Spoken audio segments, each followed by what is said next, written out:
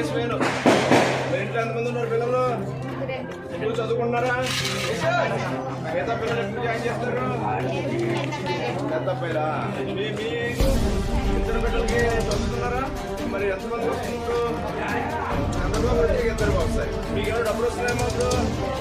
మీకు కూడా 1500 సంవత్సరాలకు 1800 వస్తాయి. అలాగే 3 గ్యాస్ సిలిండర్ ఉచితం, బస్సు ప్రయాణం ఉచితం.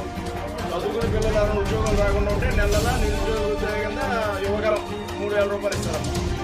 మరి మీ వారు ఏం చేస్తారు?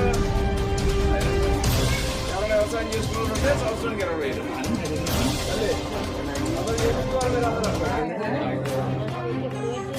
మీరు బాలయ్య గారు అబ్బాయి హరీష్ గారు ఎంపీగా ఆయనకు ఒక ఓటు, ఎమ్మెల్యేగా నాకు ఒక ఓటు, 2 ఓట్లు కూడా సైకిల్ వేయాలి. అదే చెప్పాలి అందరికీ. ఇప్పుడు వాళ్ళు వచ్చే పథకాలు రావు, 5 రావు, రకరకాల మాట్లాడుతున్నారు. వాలంటీర్లు ఏదో ఇంటికి పట్టుకొచ్చేస్తున్నారు, మళ్ళీ పెన్షన్లు పథకాలు ఇంటికి రావాలి. ప్రచారం భాగంగా కొత్తపేట నియోజకవర్గం, కొత్తపేట మండలం కండ్రిగ గ్రామంలోని ప్రచారం జరుగుతుంది.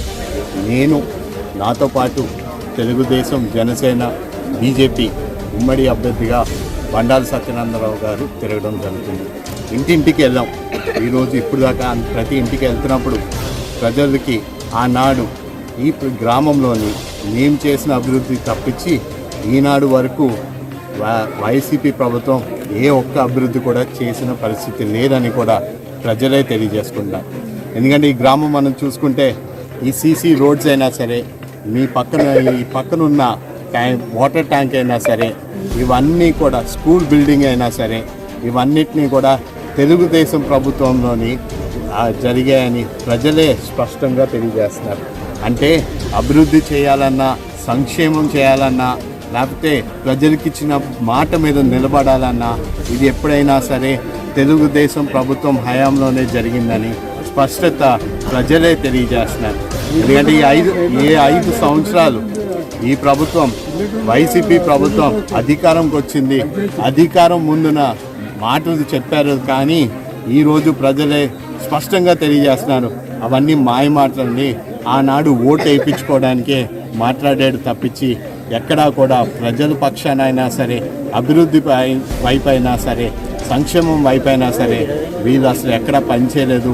ఈ 5 సంవత్సరాలు వీళ్ళు అసలు కనీసం ఇటువైపు వచ్చిన పరిస్థితే లేదు. ఈరోజు వరకు ప్రజలు పడుతున్న ఇబ్బందుల గురించి మాట్లాడిన పరిస్థితి కూడా లేదు. ఇది ఒకటి. రేపన్నాడు రాబోయే ఎన్నికల్లోని ఖచ్చితంగా ఇక్కడ 7కి 7 నియోజకవర్గాలు, ఈ అమలాపురం పార్లమెంట్ పరిధిలో 7 నియోజకవర్గాలు, అలాగే పార్లమెంట్ స్థాయి కూడా ఖచ్చితంగా ఘన విజయం సాధించు.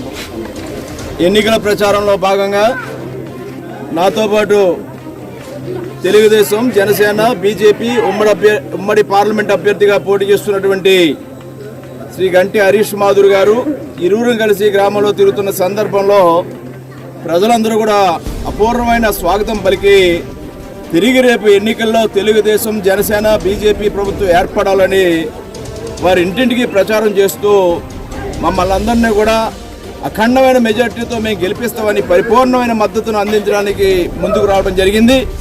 చాలా ఆనందంగాను, సంతోషంగాను ఉంది. ప్రజలు ఎదురు చూస్తూ ఉన్నారు మళ్ళా ఎన్డీఏ ప్రభుత్వం ఈ రాష్ట్రంలో రావాలని. ఇందాక హరీష్ గారు చెప్పినట్టుగా ఈ రాష్ట్రంలో ఏదైనా అభివృద్ధి జరిగింది, సంక్షేమం జరిగింది అంటే తెలుగుదేశం పార్టీతోటే ప్రారంభమైంది. ఈనాడు తెలుగుదేశం పార్టీ 42వ ఆవిర్భావ దినోత్సవం. ఈ సందర్భంగా మేము ఛాలెంజ్ చేస్తూ ఉన్నాం. ఆనాడు స్వర్గీయ నందమూరి తారక రామారావు గారు తెలుగుదేశం పార్టీ పెట్టిన తర్వాతే పెను మార్పులు సంభవించాయి. రాష్ట్రంలో అభివృద్ధి, సంక్షేమ ఫలాలు పేద ప్రజలకు అందాయి.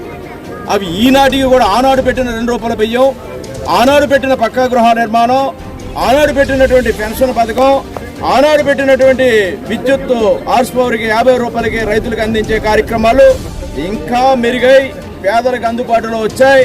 ప్రజలకి ఇంకా మెరుగ్గా ఆనాడు పెట్టిన కార్యక్రమాలు తీసే దమ్ము ప్రభుత్వాలు మారినా కూడా ఏ ప్రభుత్వం చేయలేకపోయిందంటే పేద ప్రజల కోసం ఆనాడు తెలుగుదేశం ప్రభుత్వంలో ఎన్టీ రామారావు చేసిన కార్యక్రమాలు అంత గొప్పవి. ఈనాటికి కూడా అవి కంటిన్యూ అవుతూ ఉన్నాయి. ఇంకా మెరుగైన కార్యక్రమాలు జరుగుతూ ఉన్నాయి. చంద్రబాబు నాయుడు గారి యొక్క దార్శనికుడు, ముందు చూపున్న నాయకుడు, ఆయన నాయకత్వం ఈ రాష్ట్రానికి అవసరమని ప్రజలు ఎప్పుడు కష్టాల్లో ఉన్నా కూడా తెలుగుదేశం పార్టీని తిరిగి అధికారంలోకి తెచ్చుకోవడం జరిగింది.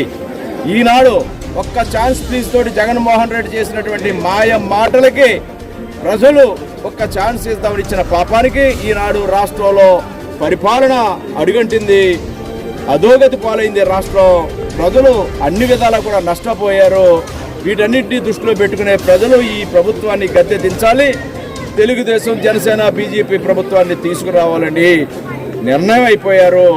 ఆ స్పందన గ్రామాల్లోకి వెళ్ళినప్పుడు ప్రజలందరూ కూడా ఐకమత్యంగా ముందుకు కదిలి గ్రామాలు ఏకమైపోయి మాకు స్వాగతం పలుకుతూ ఉన్నారు, మాకు ఎదురొస్తూ ఉన్నారు. రేపు ఎన్నికల్లో మిమ్మల్ని గెలిపిస్తాం భారీ మెజార్టీతో మాకు భరోసా ఇస్తూ ఉన్నారు. ఇది తథ్యం. రేపు జరిగే ఎన్నికల్లో ఈ రాష్ట్రంలో ఎన్డీఏ ప్రభుత్వం కొత్తపేట నియోజకవర్గంలో ఉమ్మడి అభ్యర్థిగా బండారు సత్యానందరావు, అదేవిధంగా అమలాపురం పార్లమెంట్లో ఉమ్మడి అభ్యర్థిగా గంటి హరీష్ మాధవ్ గారి గెలుపును అడ్డుకోవడం ఎవరి తరం కాదు.